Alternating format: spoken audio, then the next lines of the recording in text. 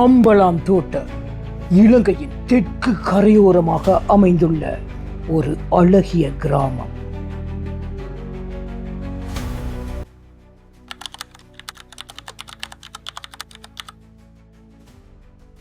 வணக்கம் உறவுகளே, இன்றைக்கு நாங்கள் என்ன பார்க்க போறோம் சொன்னால், இலங்கையில் நடந்த ஒரு கோர சம்பவம்.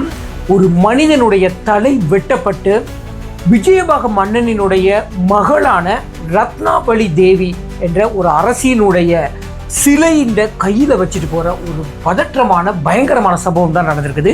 இது தொடர்பான ஒரு காணொலியை தான் பார்க்க போறோம். வாங்க வீடியோக்குள்ள போலாம்.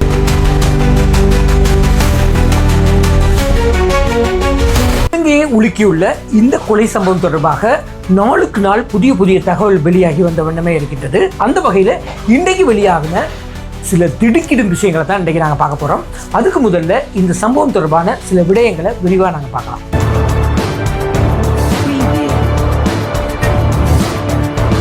இந்த கொலை சம்பவத்தில் இறந்து போனவர் அம்பாந்தோட்ட மாவட்டத்தில் உள்ள அலேகுட என்ற பிரதேசத்தில் வசித்து வந்தவர் தான் லக்மால் சந்தருவான்.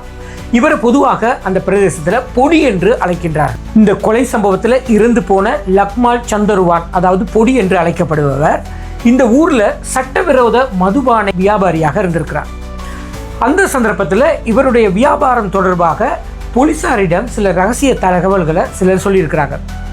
அந்த ரகசிய தகவல்களை சொன்னதாக நம்பப்படக்கூடிய ஒரு மூவரை ஜனவரி 2025 ஜனவரி 2 ஒரு குழுவினர் சேர்ந்து அந்த மூவரையும் கொலை செய்திருக்கிறாங்க. அந்த 3 பேரினுடைய கொலையுடன் நேரடியாக தொடர்பு கொண்டவர் என்ற அடிப்படையில் லக்மால் சந்தருவன் என்பவர் போலீசாரால் கைது செய்யப்பட்டு விளக்கமறியலில் வைக்கப்பட்டிருந்தார். இந்த கொலை வழக்கு நடந்து கொண்டிருக்கும் போதே இவருக்கு கடந்த ஏப்ரல் 30 பிணையில் விடுதலை செய்திருக்கிறார். பிணையில் விடுதலையாகி வரார் லக்மால் சந்தருவான், அதாவது பொடி என்று அழைக்கப்படுபவர். விடுதலையாகி வந்த நாள்ல இருந்து ஒரு 10 நாட்கள் தனது குடும்பத்துடன் சந்தோஷமாக இருந்திருக்கிறார்.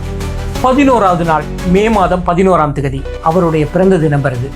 உடனே வீட்டில் இருக்கிற பிள்ளைகள், மனைவி, ஏனைய உறவினர்களாக சேர்ந்து அவருடைய பிறந்த நாளை கொண்டாடுறதுக்கு திட்டமிடுறாங்க. அதே போல அன்றைய நாள் இரவு பிறந்த நாள் கொண்டாட்டம் நடக்குது. பிறந்த நாள் கொண்டாட்டம் நடந்து முடியும் போது வீட்டுக்கு ஒரு மூவர் கொண்ட ஒரு குழுவினர் வராங்க. இவர்கள் யார் என்று தெரியாது.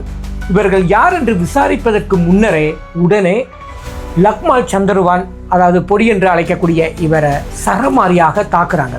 அப்படி தாக்குதல் நடத்தி கொண்டிருக்கும் போது மனைவியினுடைய தகப்பன், அதாவது இவருடைய மாமனார், உடனே அதை தடுக்கிறதுக்கு ஓடி வரார்.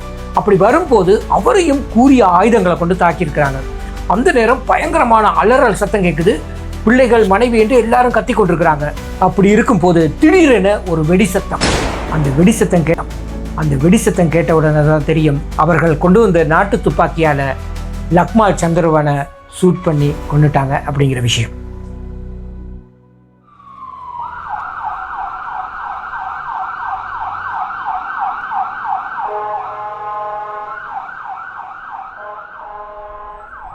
அடுத்த நாள் காலை கொலை நடந்த வீட்டிலிருந்து 1 கிலோமீட்டர் தொலைவில் மாமடுர சந்தி வருது. அந்த சந்திட்ட ஒரு சிலை இருக்குது. பொதுவாக விஜயபாகு மன்னனினுடைய மகள் என்று சொல்லப்படுகிறது. மகா பராக்கிரமபாகு மன்னனினுடைய தாயார் என்றும் சொல்லப்படுகிறது. இவர்தான் ரத்னாவளி தேவி என்ற அரசி. இவருடைய சிலை பாரம்பரியமாக அங்கே வைக்கப்பட்டிருக்கிற ஒரு சிலை.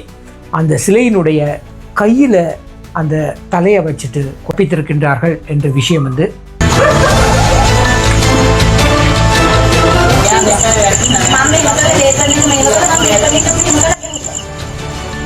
இந்த கொலை சம்பவம் நடந்த சில மணி நேரங்களிலே அம்பலாந்தோட்டை போலீஸ் மற்றும் விசேட அதிரடிப்படையினர் இணைந்து பாரிய தேடுதல் நடவடிக்கைகளை தொடங்கினார்கள்.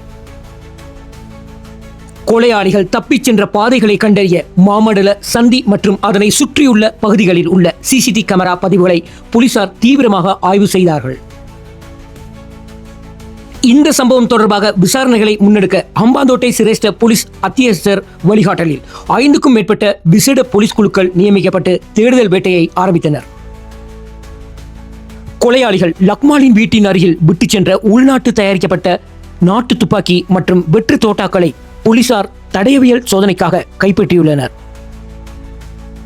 தற்போது கிடைத்த தகவலின்படி இந்த திட்டமிட்ட பழிவாங்கலுக்கு உடந்தையாக இருந்ததாக கருதப்படும் சலித உதயங்க, சமீர உதயங்க மற்றும் சாரங்க தர்சன ஆகிய 3 முக்கிய சந்தேக நபர்களை போலீசார் அடையாளம் கண்டு கைது செய்துள்ளனர். இந்த கொலை சம்பவத்துடன் முக்கிய திருப்பு முனையாக தற்போது சிறையில் இருக்கும் கருணா லொக்கா என்ற பாதாள உலக கும்பலைச் சேர்ந்தவர் சிறையில் இருந்து கொண்டே இந்த கொலையை திட்டமிட்டுள்ளார் என்ற கோணத்தில் போலீசார் தீவிரமாக விசாரணையை மேற்கொண்டு வருகின்றனர். இந்த கொலை சம்பவத்துடன் தொடர்புடையதாக சந்தேகிக்கப்படும் கருணா லொக்கா யார்? அந்த கருணா லொக்கா பல குற்றச்செயல்களை புரிந்ததாக கருதப்படும் பாதாள உலக குழுவைச் சேர்ந்த கருணா லொக்கா தென்னிலங்கையில் மிகவும் பாதுகாப்பான சிறைச்சாலைகளில் ஒன்றான அங்குனுகொல பெஸ்ஸ சிறைச்சாலையில் அடைக்கப்பட்டுள்ளார். தற்போது கிடைத்த தகவலின்படி இந்த திட்டமிடப்பட்ட பழிவாங்கலுக்கு சிறையிலிருந்தே மூளையாக செயல்பட்டதாக கருதப்படும் கருணா லொக்கா போலீசாரின் தீவிர விசாரணையின் பிடியில் இருப்பதாக சொல்லப்படுகிறது. விசாரணையில் தெரிய வந்த தகவலின்படி கடந்த ஆண்டு நடந்த முக்கொலையின் பழிவாங்கலை தீர்க்க சிறையில் இருந்து கொண்டே தனது கூட்டாளிகளுக்கு கருணா லொக்கா கட்டளை பிறப்பித்ததாக போலீசார் சந்தேகம் வெளியிட்டுள்ளனர். தொலைபேசி வழியாகவோ அல்லது சிறைக்கு சென்று அவரை சந்தித்தவர்கள் மூலமாக இந்த கொலைக்கான இறுதி திட்டம் தீட்டியிருக்கலாம் என்ற கோணத்தில் போலீசார் தீவிர விசாரணையை மேற்கொண்டு வருகின்றனர். இந்த கொடூர கொலை சம்பவம் தற்போது முழு இலங்கையையும் உலுக்கியுள்ளது. போலீசார் மற்றும் விசேட அதிரடி படையினர் மிக தீவிரமான விசாரணைகளை முன்னெடுத்து வருகின்றனர். பாதாள உலக தொடர்புகள் மற்றும் சிறைச்சாலையிலிருந்து இயக்கப்பட்ட சதி திட்டங்கள் என பல அதிர்ச்சிகரமான தகவல்கள் ஒவ்வொன்றாக வெளிச்சத்திற்கு வந்த வண்ணம் உள்ளன. இருப்பினும் தற்போது இந்த விவகாரம் தொடர்பான போலீஸ் விசாரணைகள் மிக தீவிரமாக கட்டத்தில் இருப்பதாலும் நீதிமன்ற விசாரணை நடந்து கொண்டிருப்பதாலும் நாங்கள் இந்த காணொளியில் சில விடயங்களை தவிர்த்திருக்கின்றோம். நீதிமன்ற விசாரணை முடிந்த பின் இது தொடர்பான முழு தகவல்களையும் காணொளி மூலம் வழங்க காத்திருக்கின்றோம். இவ்வாறான வன்முறை சம்பவங்கள் எமது சமூகத்தில் வரக்கூடாது என்பதே எமது நோக்கம். பழிக்கு பழி, இறுதியில் எஞ்சி போவது என்ன? கொன்றவனும் நல்லவனில்லை, கொல்லப்பட்டவனும் நல்லவனில்லை என்ற நிலைக்கு இன்று நம் சமூகம் தள்ளப்பட்டிருப்பது மிகப்பெரிய சாபக்கேடு.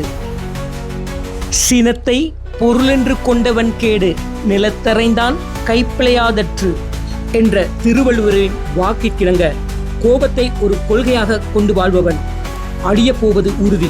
அது தரையில் கையை வைத்து ஓங்கி அறைந்தால் தரைக்கு ஒன்றும் ஆகாது, அறைந்தவன் கைதான் உடையும் என்பதை போன்றது. இந்த வன்முறை சுழற்சியால் இன்று பல குடும்பங்கள் அனாதரவாகி நிற்கின்றன. 3 பச்சிளம் குழந்தைகள் தந்தையின்றி தவிக்கின்றார்கள். இப்படி ஒரு வன்முறை சமூகம் நம் எதிர்கால சந்ததிக்கு தேவையா? பழிவாங்குதல் என்பது ஒருபோதும் தீர்வாகாது. அது அடுத்தடுத்த தலைமுறைகளை இரத்தக்கரையில் மூழ்கடிக்கும். சட்டத்தின் மீதும் மனிதாபிமானத்தின் மீதும் நமக்கு நம்பிக்கை வரட்டும். வன்முறையற்ற ஒரு அமைதியான சமூகத்தை உருவாக்க நாம் அனைவரும் ஒன்றிணைவோம் என்று கூறி இந்த காணொலியை நிறைவு செய்கின்றோம். நிச்சயமாக இந்த காணொலி பிடிச்சிருக்கும் நினைக்கிறேன். வீடியோ பிடிச்சிருந்தால் லைக் பண்ணுங்கள், கமெண்ட் பண்ணுங்கள், ஷேர் பண்ணுங்கள், மறக்காமல் சப்ஸ்கிரைப் பண்ணி சப்போர்ட் பண்ணுங்கள். இது போன்று மற்றும் ஒரு காணொலி சந்திக்கும் வரை நன்றி, வணக்கம்.